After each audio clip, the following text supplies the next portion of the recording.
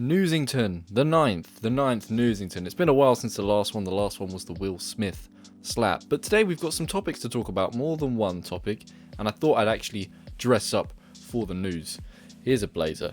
I am boiling fucking hot though, I'm going to be honest with you. I'm not sure how long I'm going to be able to keep this on, because the day I'm recording this is the day of the heat wave, the 32 degrees, so we'll see how we do. So the first topic I want to talk about is movies. We've got a couple movies to talk about, and the first one is Lightyear, which came out today. I didn't even realise it was out today, otherwise I probably would have gone and seen it. But regardless, it's out today, and it is causing a bit of a stir, and it was even causing a bit of a stir before the release. This is for two reasons. The first being the fact that apparently it's kind of mid. People are saying it's a bit of a cash grab. The film isn't that good. And I guess they see it as a desperate attempt to cash in on the Toy Story franchise once again by reusing a character. But besides this, the thing that is causing a little bit more controversy is the fact that it has been banned from certain countries, and this is because it uses LGBTQ 7, 8, 9, 10, 11, 12 plus elements in the film. Now, what is the element? The element is that a lesbian couple kiss in the movie, which seems like a ridiculous reason to ban a movie. It seems far-fetched, it's what's the problem? But here's the thing, Lightyear is a Disney Pixar movie, and it is mainly aimed at children. Obviously adults are going to see it because adults and everyone alike loves Pixar movies, but this is a film mostly aimed at kids, and you just know that the inclusion of this lesbian kiss was not done because it helped the story, it was not done because it was important to the plot,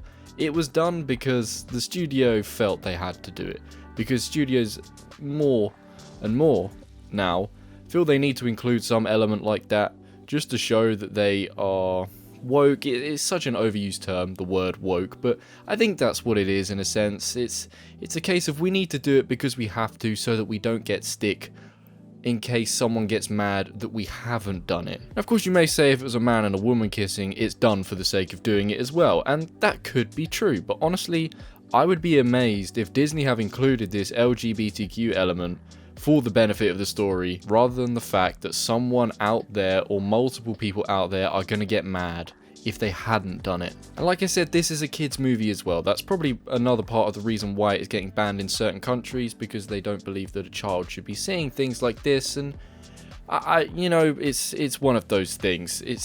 Everyone's got their own view on it, and I'd be curious to hear your views on it. I'm not saying a word. The next movie we have is Joker Folie à Deux. I hope I said that right. I hope that's how the French say it. But yes, this is a sequel to the incredible Joker movie that came out in 2019.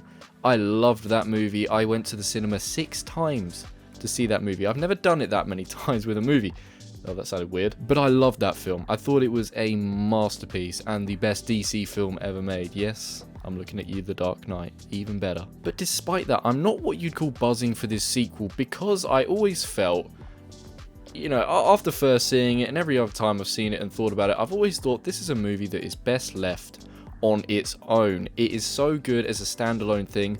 I would hate for any sequel or any film that is linked or associated with this film to potentially tarnish it in any way. However, I am willing to stay positive with the same director and writers behind the wheel, and hopefully a studio that doesn't interfere, trying to set up like a whole new universe. As long as that isn't a problem, as long as the studio aren't saying you need to include this so that we can set up this movie in another thing, as long as that's not a factor, as long as it's just these writers and the director, of course, Todd Phillips, as long as it's just his story, he's got a worthy sequel, he's only written this script because he thought it would be worth making, then that's cool. I'm totally open to it.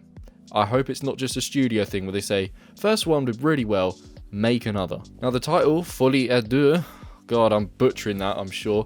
This means a delusional or mental illness shared by two people in close association. And a couple days after the film was announced, there were rumours that Harley Quinn will be in the movie, which is, that links to the title, of course, two people that have the same thoughts, the same mental illness, the same delusion, and that is what Joker and Harley Quinn are famous for.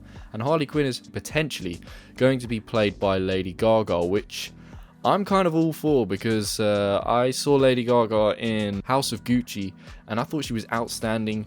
She was probably the best character, the best actor in that film.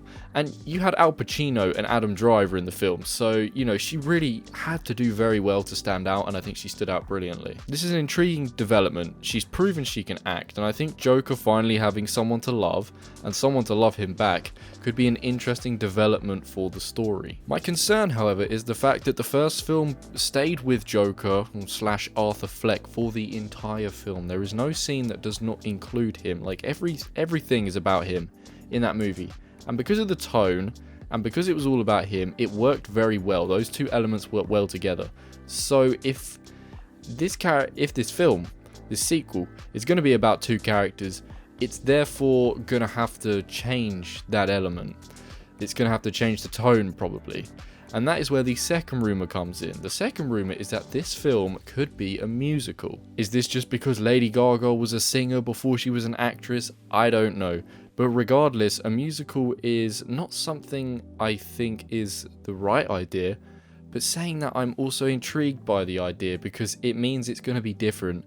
It means it's going to have something about it. It means it's going to be one of a kind. You know, maybe a sequel to a film like Joker needs to be something very obscure and weird and random like a musical, and maybe it could actually work. I can't picture how it would work, but it could work. We'll just have to see. I kind of have a feeling that won't be the case. I don't think this film will be a musical, but you know, the first film had lots of dancing in, and I loved it. I thought that was probably some of the best parts of the movie. Actually, they were the best scenes in the movie. Whenever Joker was dancing on the stairs, behind the curtain before he went on the Murray show, those were the best scenes. So yeah, I'm all up for some singing as well as dancing. Next, we are going to talk about games. We got some gaming news for you, if that's your thing. Hopefully you're interested in some of this gaming news. It's pretty interesting stuff. The Last of Us is getting a PS5 remake. And now, just like GTA 5, it is a game that is going to span 3 consoles in terms of the fact that it has 3 different versions. You had the original Last of Us, you had The Last of Us Remastered for PS4, and now you have The Last of Us Part 1. It's being branded as, which is basically a whole do-over in the sense of graphics and frame rate, and also character models. Now, from what I've seen, it looks stunning. The clips are amazing. It looks gorgeous. But the character models, as I mentioned, I'm not the biggest fan of, because they've made them look more like the characters from The Last of Us Part 2. It's made them look more like that. And it's one of those things, those character models are pretty great. But the first game, it has that look about it. You know, the characters look a certain way, and you become associated with that. And, you know, you play it when it first comes out, you play it multiple times, as I have, and you just get linked with how that character looks. And this overhaul is quite obvious.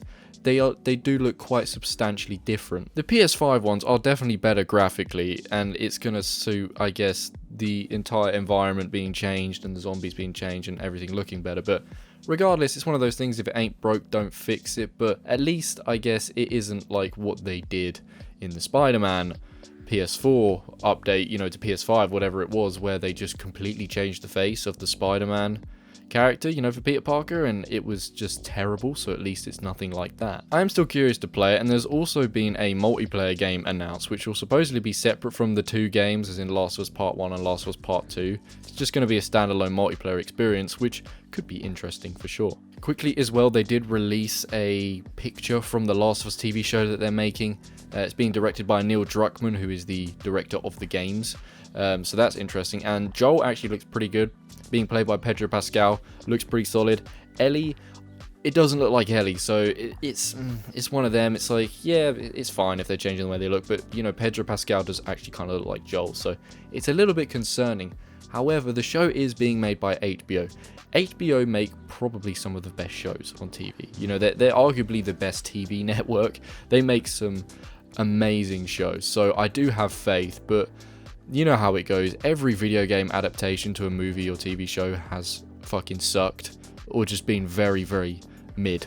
So I have faith, but also I don't, because nothing is ever delivered in the past. We'll just have to see with this one. Last but not least, Resident Evil. They did a lot of announcements the other day. For starters, you have the Resident Evil 2 and 3 remake and Resident Evil 7 all being remastered and updated for PS5. So that's going to be better graphics and better frame rate, which is really cool. I don't know if I'd play through those games again, but it's certainly nice to have that option. I believe they are free upgrades as well, so that's pretty cool. Resident Evil 8, or Resident Evil Village, whatever you want to call it, is also getting some updates too, such as DLC playing as Ethan's daughter, you know, when she's much older. And they are also adding a third-person perspective for the main story, which is really cool, because obviously the, you know, original Resident Evils, or at least when they did 4 onwards, and obviously with these remasters, they've been that third-person, you know, behind the shoulder or over the shoulder perspective, whatever you want to call it. So I think that's cool that they're adding that option. I think it'd be cool to experience Village from a third-person perspective,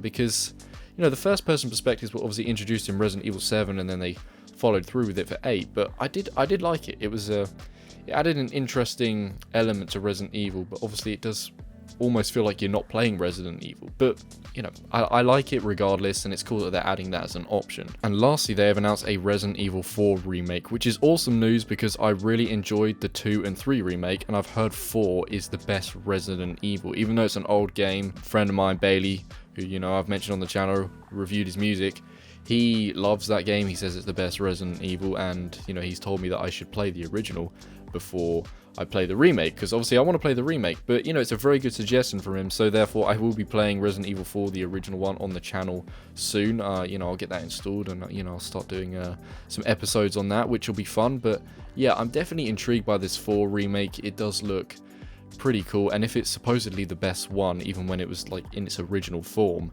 then it should be one hell of a game. But yeah, that's it for Newsington. We had a lot to get through there, lots of news in terms of movie and games, nothing too controversial apart from Lightyear, but regardless, that is your news. The blazer stayed on the whole time. I'm kind of sweating though. This has got like a wool texture, so yeah, I'm kind of hot right now. But either way, thank you for watching. If you've got any views on anything, you know, any opinions, please let me know what you think about all those things, or any of the things. Good luck with the heat wave. I hope you're surviving out there, and I will see you in the next video. Bye bye.